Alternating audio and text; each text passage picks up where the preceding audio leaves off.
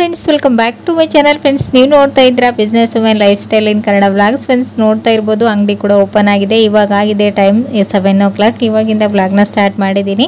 So Prajwal ಇವತ್ತು ಸ್ಕೂಲಿಗೆ ಹೋಗ್ತಾನೆ. ಮಂಡೇ ದಿನದ ಫುಲ್ ಡೇ ವ್ಲಾಗ್ನ ನಿಮ್ಮ ಜೊತೆಗೆ ಶೇರ್ ಮಾಡ್ತಾ ಇದ್ದೀನಿ. ಸೊ ಇವಾಗ ಪ್ರಜ್ವಲ್ಗೆ ಒಂದು ಜ್ಯೂಸ್ನ ಮಾಡಿಕೊಟ್ಟು ದಿನ ಮಾರ್ನಿಂಗ್ ಬ್ರೇಕ್ಫಾಸ್ಟ್ ಆಗೇನೆ ಪ್ರಜ್ವಲ್ ಲಂಚ್ ಬಾಕ್ಸ್ಗೆ ಕ್ಯಾಪ್ಸಿಕಮ್ ಮಸಾಲಾ ಫ್ರೈ ಹಾಗೇನೆ ಚಪಾತಿನೂ ಕೂಡ ಮಾಡ್ಕೊಳ್ತಾ ಇದೆ. ಸೊ ಕ್ಯಾಪ್ಸಿಕಮ್ ಮಸಾಲಾ ಫ್ರೈನ ಹಲವಾರು ವೆರೈಟೀಸ್ಗಳಲ್ಲಿ ಮಾಡ್ತಾರೆ. ಸೊ ನಾನು ಇವತ್ತು ಯಾವ ರೀತಿ ಮಾಡ್ತೀನಿ ಅಂತೇಳಿ ಕಂಪ್ಲೀಟ್ ಆಗಿ ತಿಳಿಸ್ತೀನಿ. ಸೊ ಫ್ರೆಂಡ್ಸ್, ಬನ್ನಿ ನೋಡ್ಕೊಂಡು ಬರೋಣ.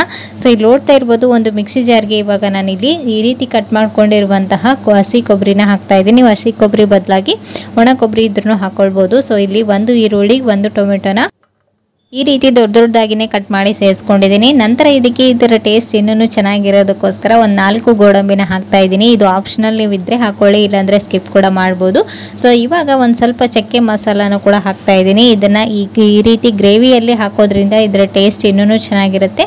ಸೊ ಇವಾಗ ಲಾಸ್ಟಲ್ಲಿ ಒಂದು ಸ್ವಲ್ಪ ಹಸಿ ಅಲ್ಲ, ಸ್ವಲ್ಪ ಬೆಳ್ಳುಳ್ಳಿ, ಕೊತ್ತಂಬರಿ ಸೊಪ್ಪು ಹಾಗೂ ಪುದೀನ ಸೊಪ್ಪನ್ನು ಹಾಕಿ ಒಂದು ಸ್ವಲ್ಪ ನೀರು, ಇಲ್ಲಾಂದರೆ ಟೊಮೆಟೊಲ್ಲಿರುವಂಥ ನೀರಿನಂಶದಿಂದನೇ ಇದು ಚೆನ್ನಾಗಿ ಗ್ರೈಂಡ್ ಆಗುತ್ತೆ.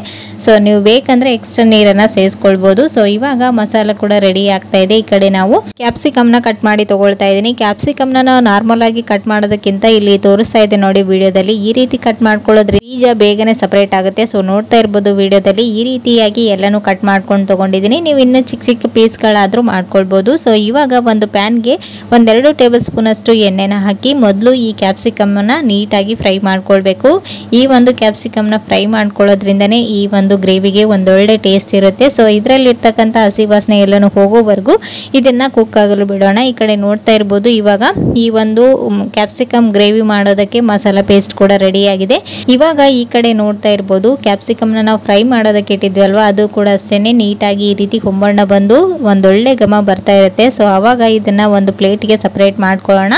ಇವಾಗ ಇದೇ ಪ್ಯಾನಲ್ಲಿ ಇನ್ನೊಂದು 2 ಟೇಬಲ್ ಸ್ಪೂನ್ ಅಷ್ಟು ತುಪ್ಪನ ಅಥವಾ ಎಣ್ಣೆನ ಹಾಕಿ ಆ ಎಣ್ಣೆ ಕಾದ ನಂತರ ಇದಕ್ಕೆ ಒಂದು ಸ್ವಲ್ಪ ಸಾಸಿವೆ, ಜೀರಿಗೆ, ಒಂದು ಸ್ವಲ್ಪ ಕರಿಬೇವು, ಬ್ಯಾಡಗಿ ಮೆಣಸಿನ್ಕಾಯಿನ ಹಾಕಿ ನಂತರ ಈ ರೀತಿ ಚಿಕ್ಕ ಚಿಕ್ಕದಾಗಿ ಕಟ್ ಮಾಡ್ಕೊಂಡಿರುವಂತಹ ಟೊಮೆಟೊನ ಸೇರಿಸ್ಕೊಳ್ಬೇಕು. ಈ ಟೊಮೆಟೊ ಚೆನ್ನಾಗಿ ಹಸಿ ವಾಸನೆ ಹೋಗಿ ನೀಟಾಗಿ ಕುಕ್ ಆದ ನಂತರ ಇದರಲ್ಲಿ ನಾವು ಮೊದಲಿಗೆ ಗ್ರೈಂಡ್ ಮಾಡಿ ಇಟ್ಕೊಂಡಿದ್ವಲ್ವಾ, ಈ ಒಂದು ಪ್ಯೂರಿನ ಇದರಲ್ಲಿ ಸೇರಿಸ್ಕೊಳ್ಬೇಕು. ನೀವು ಟೊಮೆಟೊ ಬೇಕಾದರೂ ಇನ್ನು ಸ್ವಲ್ಪ ಸೇರಿಸ್ಕೊಳ್ಬೋದು, ಬಟ್ ಆದರೆ ನಾವು ಆಲ್ರೆಡಿ ಗ್ರೇವಿಯಲ್ಲಿ ಮಿಕ್ಸಿ ಜಾರ್ಗೆ ಹಾಕಿ ಪೇಸ್ಟನ್ನು ಮಾಡ್ಕೊಂಡಿದ್ವಲ್ವಾ, ಅದನ್ನೇ ಸರಿ ಹೋಗುತ್ತೆ. ಸೊ ಹಾಗಾಗಿ ನಾನು ಸೇರಿಸ್ಕೊಂಡಿಲ್ಲ. ಸೊ ಇವಾಗ ನೋಡ್ತಾ ಇರ್ಬೋದು ಈ ಗ್ರೇವಿ ಎಲ್ಲನೂ ನೀಟಾಗಿ ಚೆನ್ನಾಗಿ ಕುಕ್ ಆಗಿ ಈ ರೀತಿ ಆಯಿಲ್ ಸಪರೇಟ್ ಆದ ನಂತರ ಇದರಲ್ಲಿ 1 ಟೇಬಲ್ ಸ್ಪೂನ್ ಅಷ್ಟು ಧನಿಯಾ ಪುಡಿ, 1 ಟೇಬಲ್ ಸ್ಪೂನ್ ಅಷ್ಟು ಹಚ್ಕಾರದ ಪುಡಿ, ಹಾಗೆಯೇ 1 ಟೇಬಲ್ ಸ್ಪೂನ್ ಅಷ್ಟು ಗರಂ ಮಸಾಲನು ಕೂಡ ಹಾಕ್ತಾ ಇದ್ದೀನಿ. ಒಂದು ಸ್ವಲ್ಪ ಅರಿಶಿನ ಪೌಡರ್, ರುಚಿಗೆ ತಕ್ಕಷ್ಟು ಉಪ್ಪನ್ನು ಹಾಕಿ ಚೆನ್ನಾಗಿ ಇದನ್ನು ಒಂದ್ಸರಿ ಮಿಕ್ಸ್ ಮಾಡ್ಕೊಳ್ಬೇಕು. ಈ ರೀತಿ ಮಿಕ್ಸ್ ಮಾಡಿಕೊಂಡು ಒಂದು ಲಿಡ್ಡನ್ನು ಕ್ಲೋಸ್ ಮಾಡಿ 1-2 ಮಿನಿಟ್ಸ್ವರೆಗೂ ಈ ಗ್ರೇವಿ ಮಸಾಲ ಜೊತೆಗೆ ಹೊಂದ್ಕೊಂಡು ಈ ರೀತಿಯಾಗಿ ತಿಕ್ಕಾಗಬೇಕು. ಅವಾಗ ಇದನ್ನು ನೀಟಾಗಿ ಒಂದ್ಸರಿ ಮಿಕ್ಸ್ ಮಾಡಿಕೊಂಡು ಲಾಸ್ಟಲ್ಲಿ ನಾವು ಮೊದಲಿಗೆ ಫ್ರೈ ಮಾಡಿ ಇಟ್ಕೊಂಡಿದ್ವಲ್ವ ಕ್ಯಾಪ್ಸಿಕಮ್ನ ಇದರಲ್ಲಿ ಸೇರಿಸ್ಕೊಳ್ಳೋದಷ್ಟೇ. ಸೊ ಇವಾಗ ಇದನ್ನು ಸೇರಿಸ್ಕೊಂಡು ಲಾಸ್ಟಲ್ಲಿ ಒಂದು ಅರ್ಧ ಗ್ಲಾಸ್ನಷ್ಟು ನೀರನ್ನು ಹಾಕಿ ಇದನ್ನು ಕುದಿಸ್ಕೊಳ್ಳೋದಷ್ಟೇ. ತುಂಬಾ ಟೇಸ್ಟಿಯಾಗಿರುತ್ತೆ. ಯಾವಾಗಲೂ ಮಾಡುವಂತಹ ಕ್ಯಾಪ್ಸಿಕಮ್ ಫ್ರೈಗಿಂತ ಈ ರೀತಿ ಒಂದ್ಸರಿ ಡಿಫ್ರೆಂಟಾಗಿ ಮಾಡಿ ನೋಡಿ. ಇದು ರೈಸ್ ಜೊತೆಗೂ ತುಂಬಾ ಚೆನ್ನಾಗಿರುತ್ತೆ ಸೈಡ್ ಡಿಶ್ ಆಗಿ. ಸೊ ನೋಡ್ತಾ ಇರ್ಬೋದು ಇವಾಗ 1-2 ಮಿನಿಟ್ಸ್ ಆದ ನಂತರ ತೋರಿಸ್ತಾ ಇದ್ದೀನಿ. ಇದು ರೈಸ್ ಆಗಿ ಚಪಾತಿಗೆ ಹೊಂದ್ಕೊಳ್ಳುವಾಗೆ ಒಂದು ಸ್ವಲ್ಪ ತೆಳುವಾಗಿನೇ ಮಾಡ್ಕೊಂಡಿದ್ದೀನಿ. ನೀವು ಒಂದು ಸ್ವಲ್ಪ ನೀರನ್ನು ಕಡಿಮೆ ಹಾಕಿದರೆ ಈ ಗ್ರೇವಿ ಇನ್ನೂ ತಿಕ್ಕಾಗಿ ಚೆನ್ನಾಗಿರುತ್ತೆ. ಸೊ ನೋಡ್ತಾ ಇರ್ಬೋದು ಫೈನಲಿ ನಮ್ಮ ಕ್ಯಾಪ್ಸಿಕಮ್ ಮಸಾಲಾ ಫ್ರೈ ರೆಡಿ ಆಗಿದೆ. ಇದನ್ನು ನೀವು ಬಿಸಿ ಬಿಸಿ ಚಪಾತಿ, ಪರೋಟ, ಜೀರಾ ರೈಸ್ ಜೊತೆಗೂ ಸೈಡ್ ಡಿಶ್ ಆಗಿ ಸರ್ವ್ ಮಾಡ್ಬೋದು. ಒಂದ್ಸರಿ ಟ್ರೈ ಮಾಡಿ ನೋಡಿ.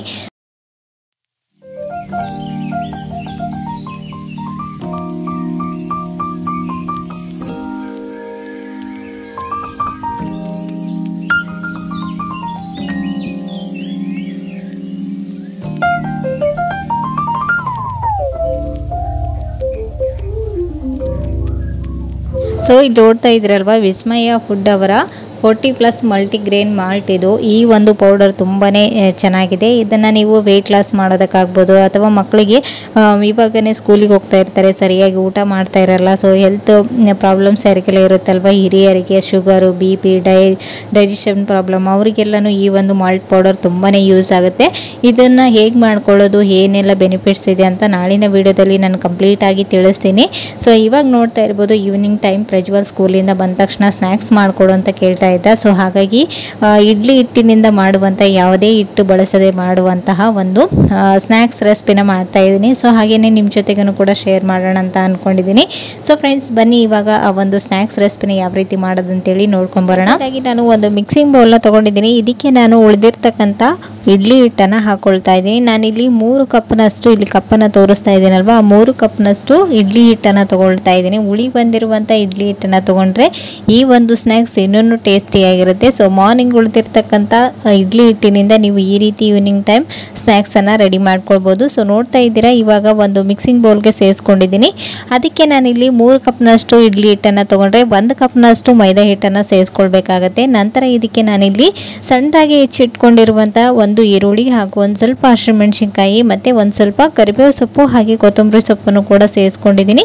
ನಂತರ ಇದಕ್ಕೆ ಒಂದು ಸ್ವಲ್ಪ ರುಚಿಗೆ ತಕ್ಕಷ್ಟು ಉಪ್ಪು ಹಾಗೆಯೇ ಒಂದು ಅರ್ಧ ಟೇಬಲ್ ಸ್ಪೂನ್ ಅಷ್ಟು ಅಡಿಗೆ ಸೋಡಾನ ಸೇರಿಸ್ಕೊಳ್ಬೇಕು. ಇದಕ್ಕೆ ನೀವು ನೀರನ್ನೇನು ಸೇರಿಸ್ಕೊಳ್ಳೋದಕ್ಕೆ ಹೋಗಬೇಡಿ. ಇಡ್ಲಿ ಹಿಟ್ಟಿನಲ್ಲಿರುವಂಥ ನೀರಿನಂಶದಿಂದನೇ ಇದನ್ನೆಲ್ಲನೂ ನೀಟಾಗಿ ಈ ರೀತಿ ಮಿಕ್ಸ್ ಮಾಡ್ಕೊಳ್ಳಿ. ಒಂದು ವೇಳೆ ಒಂದು ಸ್ವಲ್ಪ ಗಟ್ಟಿ ಆಯಿತು ಅಂತ ಅಂದ್ಕೊಂಡ್ರೆ ನೀವು ಇದಕ್ಕೆ ಒಂದು ಸ್ವಲ್ಪ ನೀರನ್ನು ಸೇರಿಸ್ಕೊಳ್ಬೇಕಾಗುತ್ತೆ. ಸೊ ಇಲ್ಲಿ ನೋಡ್ತಾ ಇದ್ರೆ ನಾನು ಇದಕ್ಕೆ ನೀರನ್ನು ಆ್ಯಡ್ ಮಾಡಿಲ್ಲ. ಇಡ್ಲಿ ಹಿಟ್ಟಿನಲ್ಲಿರುವಂಥ ನೀರಿನಂಶದಿಂದನೇ ನೀಟಾಗಿ ಇದನ್ನೆಲ್ಲನೂ ಮಿಕ್ಸ್ ಮಾಡ್ಕೊಂಡು ತೊಗೊಂಡಿದ್ದೀನಿ.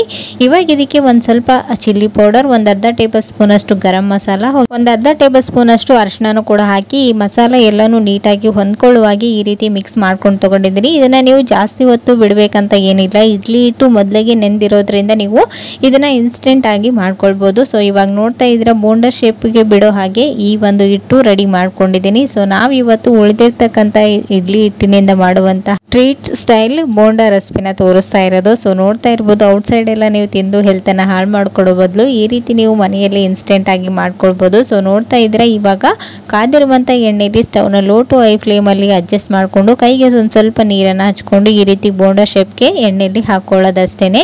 ಸೊ ನೀವು ಜಾಸ್ತಿ ಹೈ ಫ್ಲೇಮಲ್ಲಿ ಇಟ್ಟು ಈ ಬೋಂಡನ ಫ್ರೈ ಮಾಡ್ಕೊಳ್ಳೋದಕ್ಕೆ ಹೋಗಬೇಡಿ. ಒಳಗೆ ಹಿಟ್ಟಿನಂಶ ಹಾಗೇನೆ ಉಳ್ಕೊಂಡು ಮೇಲ್ಗಡೆ ಮಾತ್ರ ಕ್ರಿಸ್ಪಿಯಾಗಿ ಫ್ರೈ ಆಗುತ್ತೆ. ಸೊ ಹಾಗಾಗಿ ಇದನ್ನು ನೀವು ಒಂದು ಸ್ವಲ್ಪ ಪೇಷನ್ಸಿಂದ ಫ್ರೈ ಮಾಡ್ಕೊಳ್ಬೇಕು. ಆವಾಗ ಇದು ಒಳಗಡೆಯಿಂದ ಸಾಫ್ಟ್ ಆಗಿ ಮೇಲ್ಗಡೆ ಕ್ರಿಸ್ಪಿಯಾಗಿ ತುಂಬಾ ಟೇಸ್ಟಿಯಾಗಿರುತ್ತೆ. ಸೊ ಇವಾಗ ನೋಡ್ತಾ ಇದ್ರೆ ಎರಡೂ ಕಡೆನೂ ಹೊಂಬಣ್ಣ ಬರೋವರೆಗೂ ಈ ರೀತಿ ಫ್ರೈ ಮಾಡ್ಕೊಂಡಿದ್ದೀನಿ. ಈ ರೀತಿ ಫ್ರೈ ಮಾಡ್ಕೊಂಡ ನಂತರ ಇದನ್ನು ನೀವು ಒಂದು ಪ್ಲೇಟ್ಗೆ ಸರ್ವ್ ಮಾಡ್ಕೊಳ್ಳೋದು. ಸೊ ನೋಡ್ತಾ ಇರ್ಬೋದು ಫೈನಲಿ ಎಷ್ಟು ಕಲರ್ಫುಲ್ ಆಗಿ ಕಾಣಿಸ್ತಾ ಇದೆ ಅಂತ. ಇನ್ಸ್ಟೆಂಟ್ ಆಗಿ ನೀವು ಒಂದು 10 to 15 ಮಿನಿಟ್ಸಲ್ಲಿ ಮಾಡ್ಕೊಳ್ಬೋದು. ಸೊ ಇವಾಗ ಇದನ್ನು ಬಿಸಿ ಬಿಸಿ ಕೊಕೊನಟ್ ಚಟ್ನಿ ಅಥವಾ ಟೊಮೆಟೊ ಸಾಸ್ ಜೊತೆಗೂ ಸರ್ವ್ ಮಾಡ್ಬೋದು. ತುಂಬಾ ಟೇಸ್ಟಿಯಾಗಿರುತ್ತೆ. ಸೊ ಇವಾಗ ಇನ್ನೊಂದು ಬ್ಯಾಚಲ್ಲಿ ಕೂಡ ಸೇಮ್ ಅದೇ ಥರನೇ ಹಾಕ್ಕೊಂಡು ಎರಡೂ ಕಡೆನೂ ಹೊಂಬಣ್ಣ ಬರೋವರೆಗೂ ಇದನ್ನು ನೀಟಾಗಿ ಫ್ರೈ ಮಾಡ್ಕೊಳ್ಳೋದು. ಸೊ ಮಕ್ಕಳಿಂದ ಹಿಡಿದು ದೊಡ್ಡೋರ್ವರೆಗೂ ತುಂಬಾ ಇಷ್ಟಪಟ್ಟು ತಿನ್ನುವಂಥ ಒಂದು ರೆಸಿಪಿ. ಇದನ್ನು ಸ್ನ್ಯಾಕ್ಸ್ಗಲ್ದೇ ನೀವು ಮಾರ್ನಿಂಗ್ ಬ್ರೇಕ್ಫಾಸ್ಟ್ಗೂ ಕೂಡ ಈ ರೀತಿ ಒಂದು ಸ್ನ್ಯಾಕ್ಸನ್ನು ನೀವು ಟ್ರೈ ಮಾಡ್ಬೋದು. ಸೊ ಇವು ನೋಡ್ತಾ ಇದ್ರೆ ನಾನು ಬಿಸಿ ಬಿಸಿ ಬೋಂಡಾನ ಕೊಕೊನಟ್ ಚಟ್ನಿ ಜೊತೆಗೆ ಸರ್ವ್ ಮಾಡಿದ್ದೀನಿ. ಒಂದಲ್ಲ 2 ತಟ್ಟೆಯಷ್ಟು ಖಾಲಿ ಮಾಡ್ತಾರೆ, ಅಷ್ಟು ಟೇಸ್ಟಿಯಾಗಿರುತ್ತೆ. ಸೊ ಫ್ರೆಂಡ್ಸ್, ನೋಡಿದ್ರಲ್ವ ಇವತ್ತಿನ ಈ ಒಂದು ಸ್ನ್ಯಾಕ್ಸ್ ರೆಸಿಪಿ ನಿಮಗೂ ಕೂಡ ಖಂಡಿತ ಇಷ್ಟ ಆಯ್ತು ಅಂತ ಅಂದ್ಕೊಂಡಿದ್ದೀನಿ. ಇಷ್ಟ ಆದರೆ ಪ್ಲೀಸ್ ಒಂದು ಲೈಕ್ ಕೊಡೋದನ್ನು ಮರಿಬೇಡಿ. ನೀವು ಕೂಡ ಮನೆಯಲ್ಲಿ ಒಂದ್ಸರಿ ಟ್ರೈ ಮಾಡಿ ಹೇಗೆ ಬಂತು ಅಂತೇಳಿ ನನಗೆ ಕಮೆಂಟಲ್ಲಿ ತಿಳಿಸಿ. ಓಕೆನಾ?